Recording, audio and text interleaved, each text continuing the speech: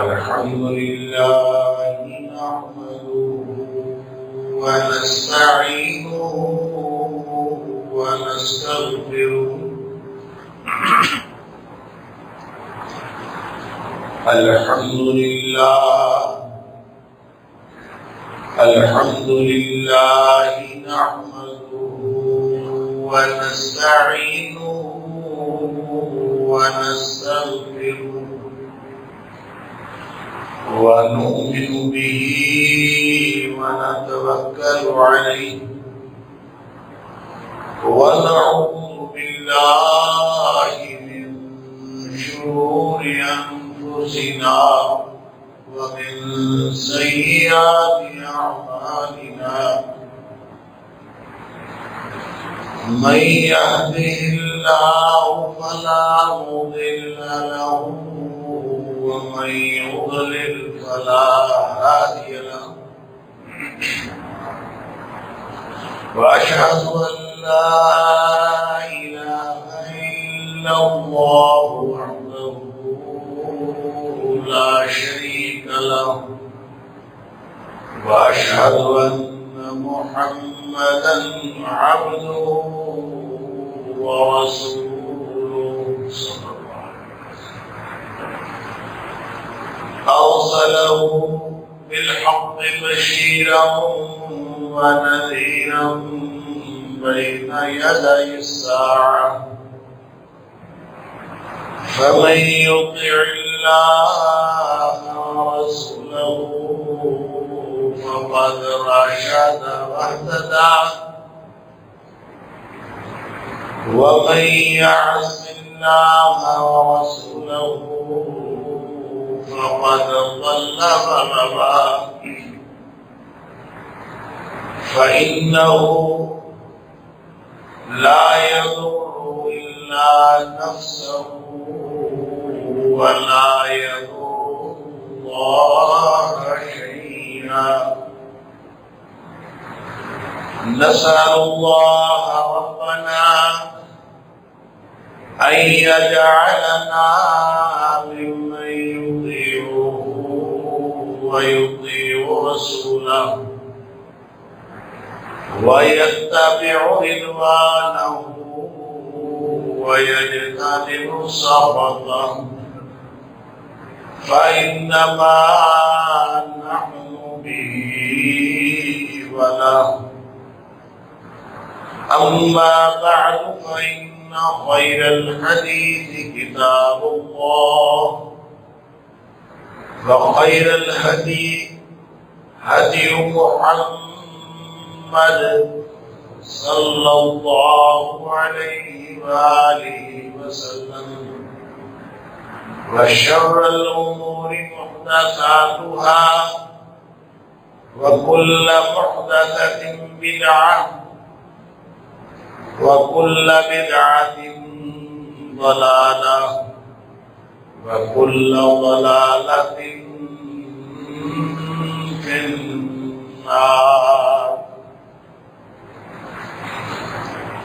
فأعوذ بالله السميع العليم من الشيطان الرجيم من همزه ونفثه بسم الله الرحمن الرحيم يا أيها الذين آمنوا ادخلوا في السلم كافة ولا تتبعوا خطوات الشيطان إنه لكم عدو مبين اے ایمان والو، اے ایمان کا دعویٰ کرنے والو، اسلام میں پورے کے پورے داخل ہو، وَلَا تَتَّبِعُوا خُطُوَاتِ الشَّيْطَانِ، اور شیطان کے قدموں کی پیروی ہرگز نہ کرو، إِنَّهُ لَكُمْ عَدُوٌّ مُّبِينٌ، بے شک یہ جو شیطان ہے یہ تمہارا کھلا دشمن ہے۔ صدق اللہ العظیم۔ اللہ کریم نے جس امتحان کے لیے ہمیں اس دنیا میں بھیجا ہے، اس امتحان میں ایک کامیابی کا طریقہ بتانے کے بعد مستقل طور پر ہمارے ساتھ ایک دشمن لگا دیا۔ یہ دشمن بہت ہی خوفناک دشمن ہے، نظر بھی نہیں آتا۔ جہاں ہوا داخل ہو جاتی ہے وہاں یہ داخل ہو جاتا ہے۔ انسان کے دل میں گھس کے وسوسے ڈالنے کی صلاحیت بھی رکھتا ہے، اور انسان کے جسم کے اندر اس طرح سے گردش کرتا ہے جس طرح سے خون گردش کرتا ہے۔ ان الشیطان یجری من الانسان مجری الدم، جس طرح خون انسان کے جسم کے اندر گردش کرتا ہے اسی طرح سے شیطان انسان کے جسم کے اندر گردش کرتا ہے۔ اللہ، اس قدر خوفناک دشمن جو ہمارے اندر بھی داخل ہو جاتا ہے اور ہمیں وسوسہ بھی ڈال رہا ہوتا ہے اور ہمیں احساس تک نہیں ہوتا کہ ہمارے ساتھ ہو کیا رہا ہے۔ تو انسانوں کی اس امتحان میں ناکامی کی سب سے بڑی وجہ کوئی ابلیس شیطان اور اس کے رہے گا۔ اور جب یہ گمراہ کرتا ہے تو یہ پہلے سٹیپ پہ کوئی کفر کا حکم نہیں دیتا، پہلے سٹیپ پہ کوئی شرک کا حکم نہیں دیتا، کوئی نہ کوئی چھوٹی بات بتاتا، کوئی نہ کوئی چھوٹے گناہ کی طرف مائل کرتا ہے، اور انسان یہ سوچ کر کہ یہ گناہ تو چھوٹا سا ہے، لوگ تو بہت بڑے بڑے گناہ کر رہے ہیں، انسان یہ سوچ کر وہ پہلا قدم اٹھاتا ہے تو اس کے بعد پھر یہ اگلے قدموں کی طرف پھسلتا چلا جاتا ہے۔ اللہ، اس لیے اللہ کریم نے فرمایا وَلَا تَتَّبِعُوا خُطُوَاتِ الشَّيْطَانِ۔ ایک تو دین میں پورے کا پورا داخل ہو جاؤ، جو اسلام پیکج دیا ہے یہ مکمل پیکج ہے۔ اسلام کے اندر پک اینڈ چوز نہیں ہے۔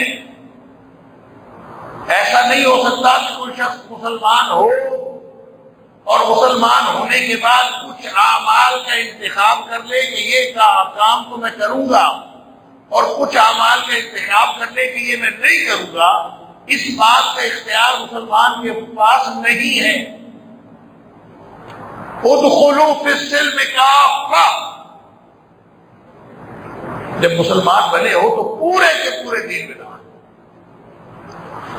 اس کے اندر پھر ہر چیز شامل ہے، اسلام کے چھوٹے چھوٹے شعار بھی شامل ہیں، اور واجبات اور فرائض تو بہت بڑی بات ہے، چھوٹے چھوٹے شعار بھی ایسے ہیں جیسے اس کے اندر دین ہے پورا کا پورا۔ لوگ ایک فکرہ بولتے ہیں عام طور پر، جن لوگوں نے داڑھی نہیں رکھنی ہوتی خاص طور پر وہ، کہ داڑھی نہیں اسلام ہے۔ کہتے اسلام میں داڑھی ہے، داڑھی کے اندر تو اسلام نہیں ہے۔ ہاں اسلام میں داڑھی ہے۔ یہ فکرہ ایسا مشہور ہوا کہ ہم سب بغیر سوچے سمجھے یہ فکرہ بولتے چلے گئے، حالانکہ جو چیز اسلام میں ہوتی ہے پورا اسلام اس کے اندر ہوتا ہے۔ جو بھی چیز اسلام کے اندر ہوتی ہے پورا دین اس کے اندر ہوتا ہے۔ ایسا نہیں کبھی ہوا کہ یہ کوئی دین ٹکڑیوں میں بٹا ہوا دین نہیں ہے کہ کوئی چیز اس میں سے نکال دو، کوئی چیز کہیں اور کر دو۔ ادخلوا فی السلم کافہ، مسلمان بنے ہو اب اس کے اندر ہر چیز اس کے اندر شامل ہے۔ اب فرائض اور واجبات کی بات دور کی ہے،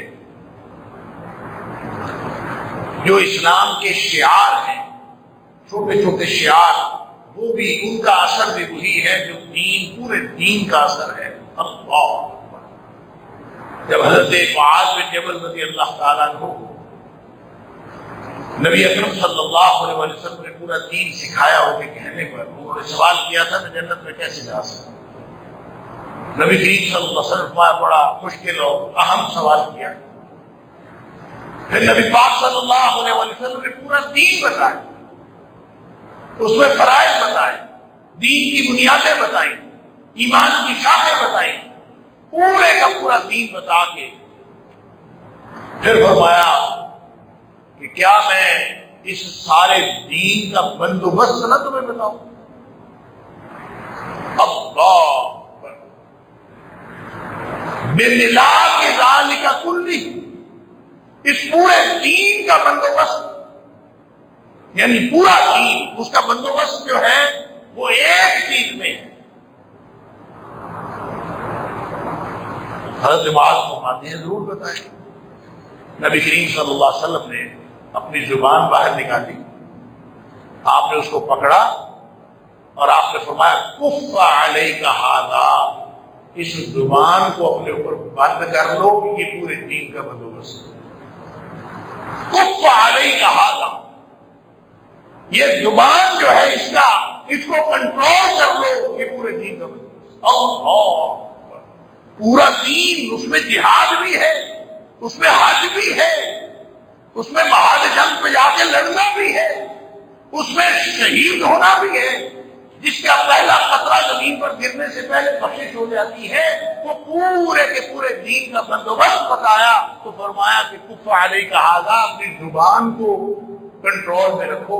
حضرت معاذ رضی اللہ عنہ حیران رہ گئے، اللہ کے رسول صلی اللہ علیہ وسلم صرف زبان کی باتیں، کیا ہم اپنی زبان سے نکلے ہوئے الفاظ کی وجہ سے بھی پکڑے جائیں گے؟ نبی کریم صلی اللہ علیہ وسلم فرمایا ثقلت قومک یا معاذ، تیری ماں تجھے گم پائے۔ اللہ اکبر۔ تمہیں اتنی بات کا نہیں پتا کہ جو چیز انسانوں کو اوندھا کر کے جہنم میں پھینکے گی، وہ انسانوں کی اپنے زبان کی کاٹیں گی۔ اللہ گویا ایک چیز صرف اگر اس کا بندوبست جو ہے وہ پورے دین کا بندوبست ہے، اس کا مطلب ہے جو چیز دین میں ہے وہ پورے دین کا بندوبست اس کے ساتھ ہو رہا ہو۔ لہذا داڑھی اگر اسلام میں ہے تو داڑھی میں اسلام ہے، جو چیز اسلام، پردہ اگر اسلام میں ہے تو پردے میں اسلام ہے۔ نبی پاک صلی اللہ علیہ وسلم کی ایک اور حدیث، آپ نے فرمایا کہ لا تدخلوا الجنہ حتی تؤمنوا، بخاری شریف کی حدیث کہ تم لوگ کبھی جنت میں نہیں جا سکتے جب تک تم مومن نہ بنو۔ پھر فرمایا لا تدخلوا الجنة حتى تؤمنوا ولا تؤمنوا حتى تحابوا، تم جنت میں نہیں جا سکتے جب تک مومن نہ بنو، اور مومن نہیں بن سکتے جب تک آپس میں ایک دوسرے سے محبت نہ کرنے لگو۔ گویا آپس میں محبت ہوگی تو ایمان آئے گا، ایمان آئے گا تو جنت ملے گی۔ تو پھر نبی پاک صلی اللہ علیہ وسلم فرماتے ہیں اولا ادلکم علی شیء اذا فعلتموه تحاببتم، کیا میں تمہیں ایک ایسی چیز بتاؤں، چھوٹی سی چیز، جب تم وہ کرنے لگو تو تمہاری آپس میں محبت ہو جائے۔ گویا جنت میں جانے کا نسخہ بتا رہے ہیں نبی پاک صلی اللہ علیہ وسلم کہ جو شخص یہ نسخے پر عمل کرے گا اس کی آپس میں محبت ہو جائے گی، اور جب آپس میں محبت ہو جائے گی تو ایمان آ جائے گا، ایمان آ جائے گا تو جنت مل جائے گی۔ گویا نبی اکرم صلی اللہ علیہ وسلم جنت کا نسخہ، حالانکہ پورے دین پر عمل کر کے بھی کیا ہونا ہے، جنت ہی ملنی۔ تو جو پورے دین کا مقصد ہے وہی ایک چھوٹی سی چیز کا مقصد ہے۔ اللہ اکبر۔ نبی اکرم صلی اللہ علیہ وسلم نے فرمایا افشوا السلام بینکم، آپس میں زیادہ زیادہ السلام علیکم کہا کرو۔ اندازہ کیجیے نہ یہ اسلام کے بنیادی ارکان میں سے، نہ ایمان کی بنیادی شاخوں میں سے، یہ ایک شعار ہے اسلام کا، لیکن اس شعار اسلام کا اثر وہی ہے جو پورے دین کا اثر ہے۔ لہذا جو چیز دین میں ہے سارا دین اسی میں ہے۔ ادخلوا فی السلم کافہ، پورے کے پورے دین میں داخل ہو۔ اللہ، اور شیاطین کے پیچھے نہ چلو۔ اور وہ ابو داؤد شریف کی حدیث، وہ بھی کئی دفعہ آپ کو سنائی، نبی پاک صلی اللہ علیہ وسلم نے فرمایا، جب بنو ثقیف مسلمان ہوئے، بنو ثقیف کے طائف والے جنہوں نے نبی اکرم صلی اللہ علیہ وسلم کو پتھر مارے تھے، نبی اکرم صلی اللہ علیہ وسلم کے ساتھ جنہوں نے بدسلوکی کی تھی، جب یہ مسلمان ہوئے ہیں تو یہ ان کا وفد آیا نبی کریم صلی اللہ علیہ وسلم، اور آ کے کہتے ہیں کہ چند رعایتیں ہمیں دے دیجیے، ہم مسلمان ہو گئے۔ بڑے سخت گیر تھے، سخت دل والے تھے، سخت مزاج والے تھے، اور نبی پاک صلی اللہ علیہ وسلم کے پاس مسلمان ہو کے جب وفد آیا، کہتے ہیں ہم مسلمان تو ہو گئے ہیں، ہمیں کچھ رعایتیں چاہیے۔ ان رعایتوں میں سے ایک رعایت انہوں نے مانگی جو حدیث کے الفاظ ہے، اللہ یجبو، جبا یجبو کے کئی معنی، لیکن جو جواب نبی پاک صلی اللہ علیہ وسلم نے دیا نا، اس سے یہ بات سمجھ آئی کہ وہ کس چیز کی رعایت مانگ رہے تھے۔ وہ رعایت یہ مانگ رہے تھے کہ نمازیں ہم پڑھیں گے، صرف یہ جو نماز کے اندر رکوع کرتے ہیں نا، یہ جھکنا ہمیں اچھا نہیں لگتا، بس آپ ہمیں رکوع نہ کرنے کی اجازت دیں، سجدہ کریں گے، سب کچھ کریں گے، صرف ایک رکوع نہ کرنے کی اجازت دیں۔ اللہ یجبو، جھکیں گے نہیں۔ اب نبی پاک صلی اللہ علیہ وسلم نے یہ نہیں فرمایا کہ نہیں رکوع تو کرنا پڑے گا، رکوع کے بغیر رکعت نہیں ہوتی۔ نبی پاک صلی اللہ علیہ وسلم نے یہ بھی نہیں فرمایا کہ رکوع کے بغیر نماز نہیں ہوتی۔ نبی اکرم صلی اللہ علیہ وسلم سبحان اللہ قربان جائیے ایسی بات فرماتے تھے۔ آپ نے فرمایا نا اوتی تو جواب الکلم، مجھے کلام کی جامعیت عطا کی گئی ہے۔ نبی پاک صلی اللہ علیہ وسلم تھوڑے الفاظ بول کے ایسی بات ارشاد فرماتے تھے کہ اس کے اندر مضامین کے انبار بن جاتے۔ تو نبی پاک صلی اللہ علیہ وسلم نے فرمایا لا خیر فی دین لیس فیہ رکوع، اس دین کے اندر کوئی بھلائی نہیں ہے جس کے اندر رکوع نہ ہو۔ گویا پورے دین کی بھلائیاں، ساری کی ساری، نماز کی ساری بھلائیاں، زکات کی ساری بھلائیاں، کلمہ پڑھنے کی بھلائیاں، لا الہ الا اللہ کی بھلائیاں، توحید پر عمل کرنے کی بھلائیاں، شرک سے بچنے کی بھلائیاں، سارے حج کرنے کی بھلائیاں، زکات دینے کی بھلائیاں، حتیٰ کہ جہاد کرنے کی بھلائیاں اور شہادت اللہ کے سامنے پیش کر دینے کی بھلائیاں، فرمایا وہ ساری کی ساری بھلائیاں تو رکوع کی وجہ سے۔ لا خیر فی دین لیس فیہ رکوع، جس دین کے اندر رکوع نہ ہو اس دین کے اندر بھلائی ختم ہو جائے۔ اللہ، یہ ہے وہ دین جس کو قرآن کہتا ہے ادخلوا فی السلم کافہ یا ایھا الذین آمنوا، اے ایمان کا دعویٰ کرنے والوں، ادخلوا فی السلم کافہ، پورے کے پورے دین کے اندر داخل۔ اس لیے پورے داخل ہونا ضروری ہے کہ جب تم ایک چیز چھوڑتے ہو نا، ایک چیز اس کی خیر ہے، کوئی ایک چیز چھوڑتے ہو، ایک چیز کو ٹالریٹ کرتے ہو کہ اس چیز کی خیر ہے، اصل میں وہ شیطان کا داؤ ہوتا ہے جس کے اندر آپ پھنس چکے ہوتے ہیں۔ وَلَا تَتَّبِعُوا خُطُوَاتِ الشَّيْطَانِ، شیطان ایک ایک قدم کر کے تمہیں گمراہ کرتا ہے۔ شیطان کے قدموں کی پیروی نہ کرو۔ ایسا نہیں ہوتا کہ شیطان جو ہے کسی کو کہے کہ اٹھو بھائی چلو کفر کرو، نہیں، یا کہے کہ رہنے دو نماز نہیں پڑھنی، نہیں، وہ اس کو آہستہ آہستہ مصروف ہو، تھوڑی دیر بعد میں نماز پڑھ لینا، خیر ہے، تھوڑی دیر بعد کر لینا، یہ کام ختم کر لو، پھر اس کے بعد نماز۔ وہ تھوڑی تھوڑی ایک ایک گمراہ کرتا، اور یہ چھوٹا سا گناہ ہے، یہ کر لینے میں کوئی حرج نہیں۔ کرتے کرتے انسان جو ہے وہ کہیں دور جا گرتا ہے۔ قرآن کہتا ہے انہ لکم عدو مبین، جب وہ چھوٹے سٹیپ پہ، چھوٹے گناہ سے تمہیں قائل اور مائل کر رہا ہوتا ہے، تمہیں اسی وقت سمجھ جانا چاہیے یہ بہت بڑا گناہ کرائے گا، اس لیے کہ یہ ہے ہی انسان کا برا ہوا دشمن۔ انہ لکم عدو مبین، یہ ساری بات میں نے اس لیے کی، اور اس آیت کا انتخاب میں نے اس لیے کیا کہ دو واقعات تازہ ترین ایسے ہوئے جو ہمیں شیطانی قدموں کی طرح گمراہی کی طرف لے کے جا رہے ہیں، اور آہستہ آہستہ ہم سب اور یہ پورا معاشرہ گمراہی کی طرف جا رہا ہے۔ اللہ تعالیٰ معاف فرمائے۔ ایک واقعہ تو سوات کے اندر ہوا کہ جہاں ایک شخص کو جلا دیا گیا، اور اس لیے جلا دیا گیا، کہا گیا کہ اس شخص نے قرآن کی بے حرمتی کی تھی، اور قرآن کی بے حرمتی کی وجہ سے اس شخص کو آگ لگا کے جلا دیا۔ انا للہ و انا الیہ راجعون۔ یہ نیکی نہیں ہے، یہ گناہ ہے۔ کوئی شخص یہ سمجھے کہ ہم نے قرآن کی بے حرمتی، پہلی تو بات یہ ہے کہ قرآن کی بے حرمتی ہوئی کہ پتہ نہیں ہوئی، تحقیق کرنے سے پتہ چلتا ہے۔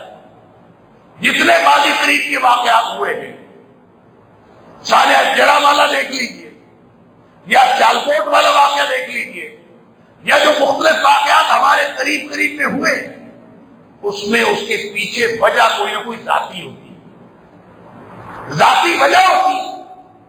اس کو مذہب کا رنگ دیا جاتا، اور مذہب کا رنگ دے کے عوام الناس کو جوش دلایا جاتا کہ دیکھیں اس نے قرآن کی بے حرمتی کر دی، اور عوام کل انعام ڈنگروں کی طرح پڑ جاتے ہیں۔ کوئی نہیں دیکھتا کہ کیا حالات ہے کیا نہیں ہے، کوئی تحقیق نہیں کرتا، اور اس کو مار دینے کے بعد یا کچل دینے کے بعد دیکھتے ہیں کہ حالات کیا ہوا۔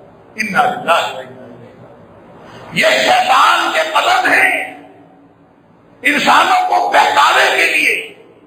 انہوں نے نیکی کے نام پر شیطان کس کس طرح گمراہ کرتا ہے۔ انا للہ و انا الیہ راجعون۔ آپ نا علامہ ابن الجوزی کی کتاب ہے تلبیس ابلیس، اس کا اردو ترجمہ بھی موجود، کوشش کریں ایک ایک دفعہ اس کو پڑھ۔ اس کے اندر انہوں نے وہ سارے مکاریاں شیطان کی لکھی ہیں، وہ سارے داؤ پیچ لکھے ہیں کہ جس طرح شیطان انسان کو گمراہ کرتا ہے۔ نیکی کا مزاج رکھنے والے کو نیکی میں گمراہ کرتا ہے، برائی کا مزاج رکھنے والے کو برائی میں گمراہ کرتا ہے۔ لہذا آپ اندازہ کیجئے کہ قرآن کی بے حرمتی کا الزام لگا کر ایک آدمی کو جلا دیا گیا، اور قرآن کہتا ہے کہ جس شخص نے کسی ایک فرد کو قتل کیا، کانما قتل الناس جميعا، وہ ایسے ہے جیسے اس نے ساری انسانی تحقیقات ہوگی، بعد میں پتہ چلے گا کہ اس کے پیچھے تو اصل وجہ کوئی اور تھی۔ اور سن لیجئے، اگر وجہ وہی ہو جو بتائی جا رہی ہے، اگر وہ واقعی قرآن کی بے حرمتی کا مجرم ہو، پھر بھی معاشرے کے پاس یہ اختیار نہیں ہے، پھر بھی کسی فرد کے پاس یہ اختیار نہیں ہے، کسی گروہ کے پاس اختیار نہیں ہے کہ وہ اس کو قتل کرے یا اس کو سزا دے۔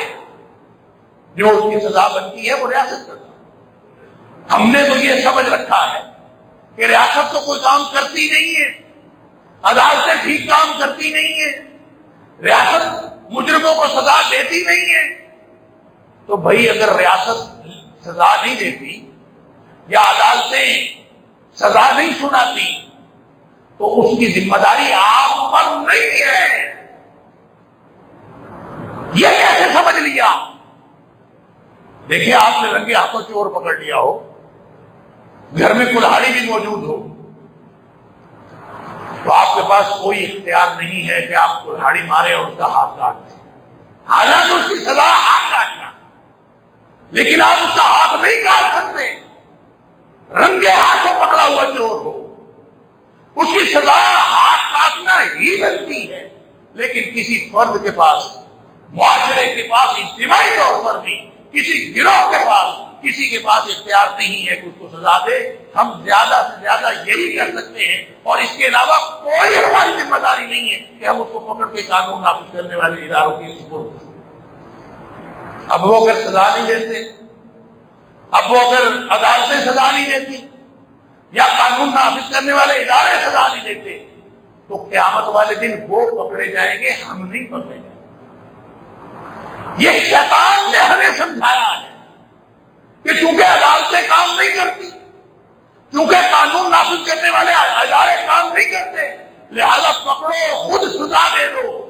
یہ شیطان کی چلی ہوئی چال ہے جس کے پیچھے سارے جو عوام الناس ہیں وہ کے پیچھے چل پڑے. اور کیا معاشرے کے ہو گیا ہے، ہمارا معاشرہ چل کدھر پڑا.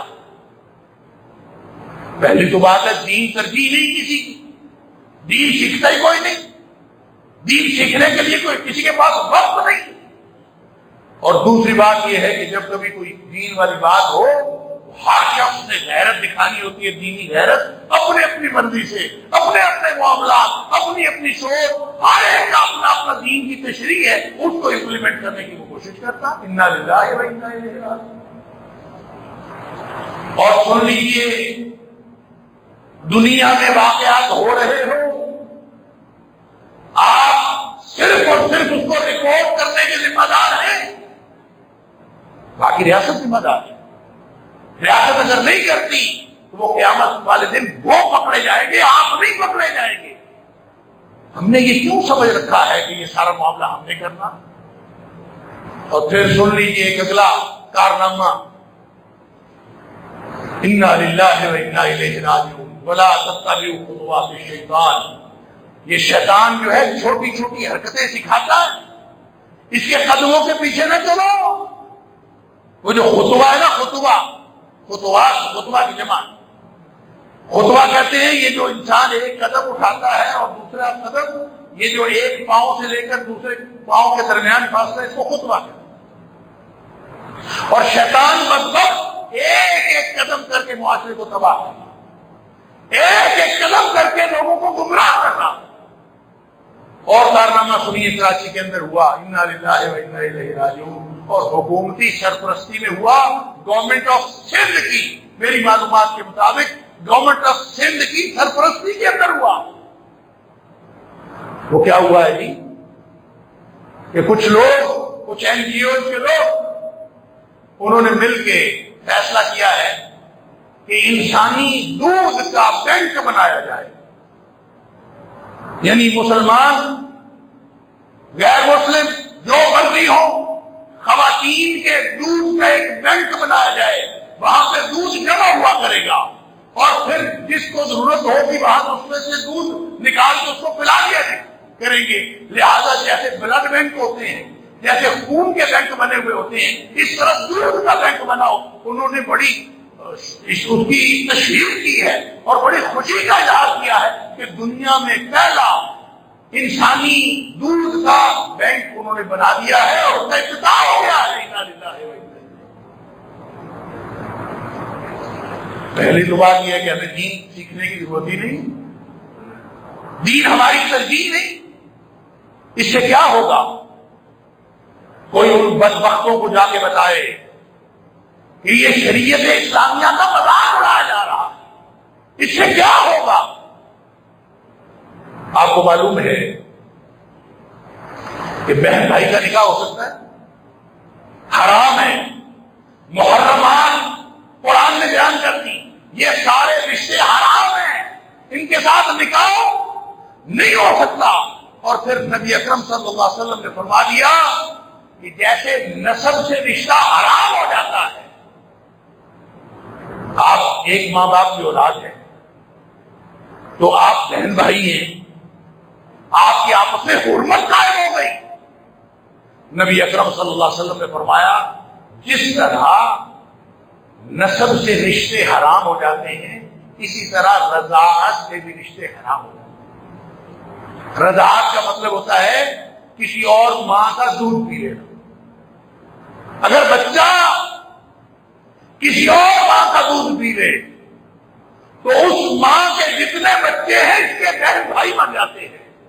ان کی حرمت وہی ہوتی ہے جو نسبی بہن بھائیوں کی ہوتی ہے, وہی رضاعی بہن بھائیوں کی حرمت ہوتی ہے. لہذا جس طرح نسبی محرمات ہیں اور حرام رشتے ہیں ان کا آپس میں رشتہ نہیں ہو سکتا, اسی طرح رضاعی طور پر دودھ پینے کے اعتبار سے جن کے رشتے قائم ہوتے ہیں ان کا آپس میں رشتہ نہیں ہو سکتا, وہ حرمت والا رشتہ بن جاتا. اب آپ بتائیں کہ وہ جو بینک بن گیا ہے اس کے اندر جس مرضی خاتون کا دودھ لا کے جمع ہو جائے, جو خواتین بھی دودھ دینا چاہیں وہ وہاں پہ جمع کرا دیں, پھر جو بھی اپنے بچے کو دودھ پلوانا چاہے وہ وہاں سے دودھ پلوا دے. انا للہ و انا الیہ راجعون. یہ حرامیوں کا معاشرہ بنانا چاہتے ہو, حرام نسل پیدا کرنا چاہتے ہو, ساری حرمتیں ختم کرنا چاہتے ہو. پیچھے کیا بچے گا اگر کسی کو پتہ ہی نہیں ہے کہ کس بچے نے کس ماں کا دودھ پیا ہے, کس ماں کے دودھ سے کون سے بچے بہن بھائی بن گئے ہیں, کل کلا اسی کے رشتے ہوں گے, کل کلا وہی آپس میں تعلق قائم کریں گے. اللہ کا عذاب اس دھرتی پر نہیں آئے گا تو اور کیا ہوگا؟ پتہ نہیں کہاں ابلیس سکھاتا ہے کوئی. قرآن کہتا ہے وَلَا تَتَّبِعُوا خُطُوَاتِ الشَّيْطَانِ, شیطان کے قدموں کی پیروی نہ کرو. یہ این جی اوز والے, یہ خواتین این جی اوز کی جو باہر سے پڑھ کے آئی ہوتی ہیں, دین کا حق پتہ نہیں ہوتا اور وہ دین کو انسانیت کی خدمت کے لیے نئے نئے طریقے ڈھونڈتی ہے کہ ہمیں انسانیت کی خدمت کرنی ہے. اور بدبختوں یہ انسانیت کی خدمت نہیں ہے, یہ نسبی رشتوں کی طرح سارے رشتوں کو حرام کر دینے کی سازش ہے اور حلال حرام کی تمیز ختم کر دینے کی سازش ہے. انا للہ و انا الیہ. آپ اندازہ کیجئے جس معاشرے کے اندر سرکاری سرپرستی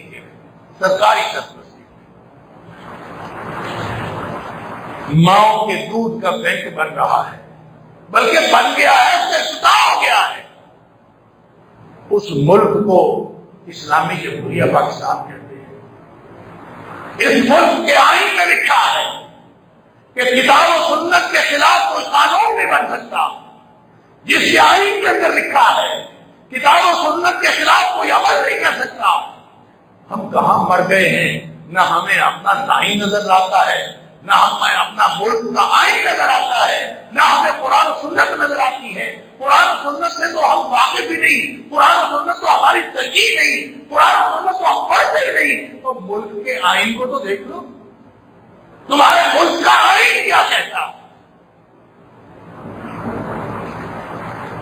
علماء نے اس کے اوپر اپنا رد عمل دیا ہے, لیکن جتنا رد عمل اس کے اوپر ہونا چاہیے تھا اس کے اوپر تو پورے ملک کے اندر آگ لگ جانی چاہیے تھی کہ اس نسل کو حرام کی نسل بنانا چاہتے ہیں. ہماری اگلی نسلیں وہ آپس میں کوئی کسی کا رشتہ باقی نہ رہے. جیسے کتے بلیوں کے رشتے ہوتے ہیں, جیسے جانوروں کے رشتے ہوتے ہیں, جیسے جنگلی جانور آپس میں رشتے کرتے ہیں, اسی طرح کا انسانوں کا معاشرہ بنانا چاہتے ہیں. اس کے اوپر تو ایک ملک گیر احتجاج ہونا چاہیے تھا, لیکن کچھ بھی نہیں ہے. امن ہے الحمدللہ, ہم پرامن شہری ہیں, پرامن لوگ ہیں, امن پسند ہیں, اور ٹھیک ہے امن پسند ہونا چاہیے. ملک کو کوئی تشدد پسندی اور انتہا پسندی کا نشانہ نہیں بنانا چاہیے, لیکن اپنے محدود دائرے میں رہ کے احتجاج کرنا تو ضروری ہے کہ آپ کہیں شریعت کی جو بنیادی تعلیمات ہیں اس کا مذاق اڑایا جا رہا ہو اور پورا ملک خاموشی سے سویا ہوا ہو. اس کو امن نہیں کہتے, اس کو بے غیرتی کہتے. اللہ تعالیٰ ہم سب کو دینی غیرت عطا فرمائے, ملی حمیت عطا فرمائے, اور اللہ تعالیٰ ہم سب کو شیطان کے چنگل سے نجات دے. یہ ہمارا دشمن ہے. انہ لکم عدو مبین، اور قیامت تک کے لیے دشمن ہے. اس دشمن سے نجات حاصل کرنے کے لیے بھی نبی اکرم صلی اللہ علیہ وسلم کا بتایا ہوا طریقہ ہی اختیار کرنا. لہذا دین کو ترجیح بنائیے، اپنے بچوں کو دین پڑھائیے، خود دین پڑھیے. کہیں اگلی نسلیں اس کو نیکی سمجھ کے کریں. آج تو کچھ لوگ موجود ہیں، علماء نے اس کے اوپر احتجاج ریکارڈ کروایا ہے. آج تو کچھ لوگ موجود ہیں. ایسا نہ ہو کہ جس طرح ہماری اگلی نسل دین سے دور جا رہی ہے، کل چلا اس طرح کی ملک کے اندر حرکتیں ہوں اور کسی کو یہ بھی نہ پتا ہو کہ یہ کتنا بڑا، یہ ایک اتنا بڑا جرم ہے جو ایک انسانی خدمت کے نام پر، جس کو بینک بنایا جا رہا ہے انسانی خدمت کے نام پر، اس کی تشہیر کی جا رہی ہے. کسی کو پتہ ہی نہیں ہے کہ انسانیت کا کتنا بڑا جرم کیا جا رہا ہے. اللہ تعالی ہم سب کو سمجھ عطا فرمائے اور اللہ تعالی ہم سب کو دین پر چلنے کی توفیق عطا فرمائے. وآخر دعوانا